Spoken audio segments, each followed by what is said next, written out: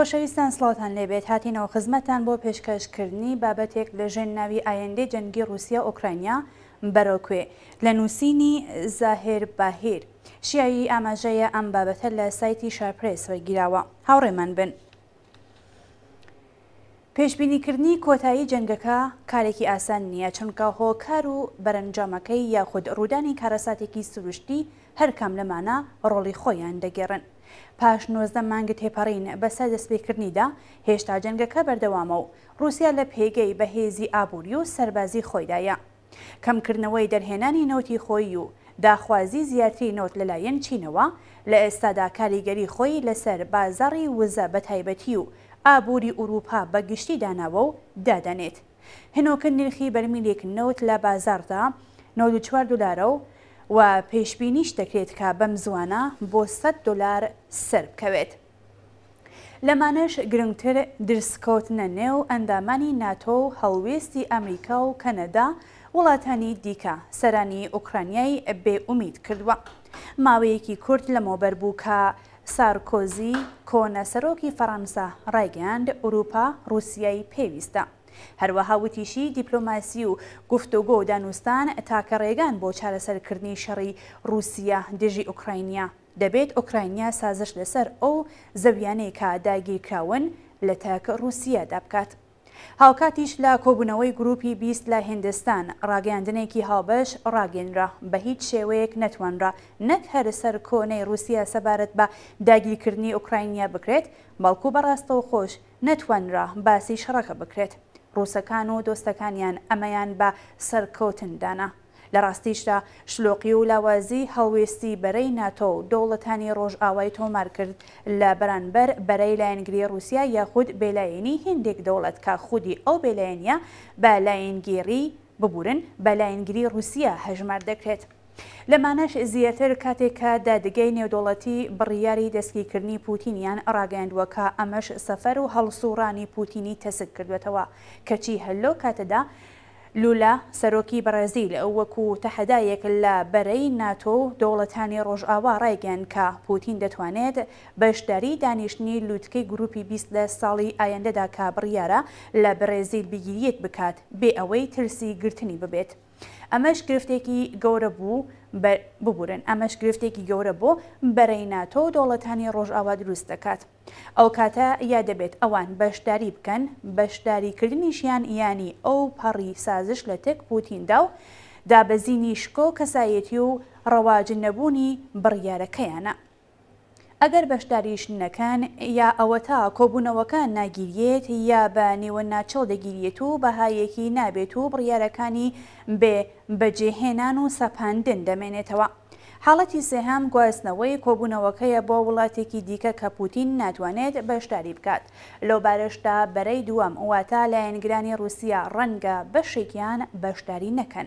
لەلایەکی دیکە وادەم و قسەی ئەمریکاییەکان سەبارەت بە بڕیارە پێشینەکانیان وەکو جاران نەماوە و تا ڕادەیەک خاو بوونەتەوە، گەرچی تا ئێستا 43 ملیارد دۆلاریان هاوکاری سەربازی کردووە بێ لە میلیارەهای دیکە وەکو هاوکاری مرۆیی.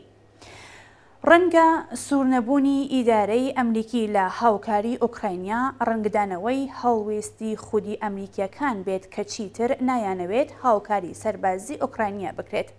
بە گوێرەی راپۆرتێکی نوێ ئەوە نیشان دەدات لە سەدا 55 ئەمریکاییەکان دژ بە هاوکاری ئوکراینیان و لە سەدا 51 پێیان وایە کە ئەمریکا زۆری کردووە.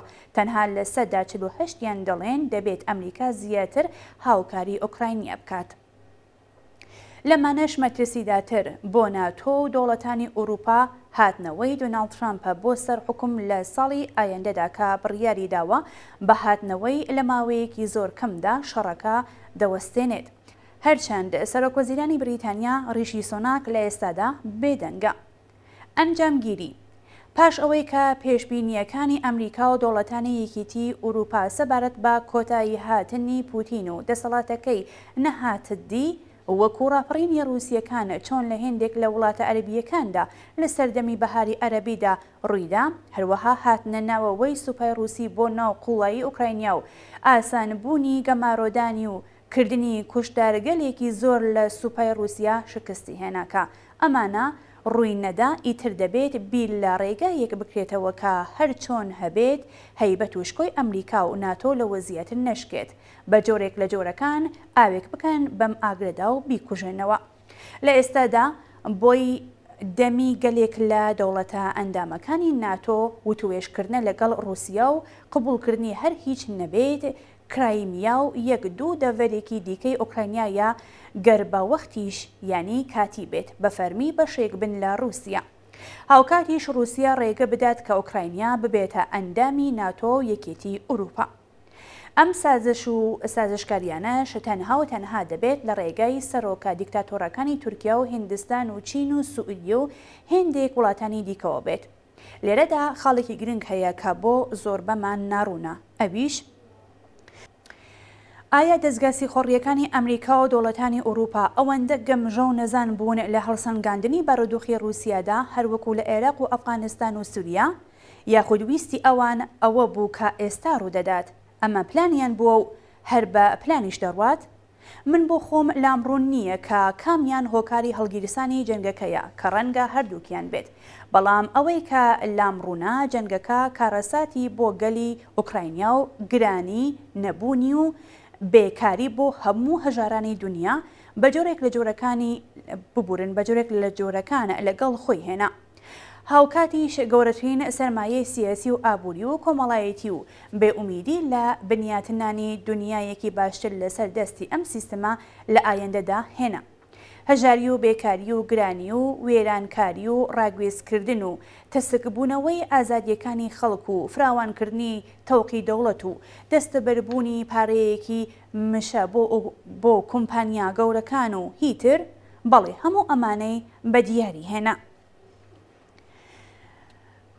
بەڵێ خۆشەویستان، ئەوەی کە پێشکەشتان کرا بابەتێک بوو لە ژێرناوی ئایندەی جەنگی رووسیا و ئوکراینیا بەرەو کوێ دەچێت. هیوادارین بەدڵتان بوو بێت.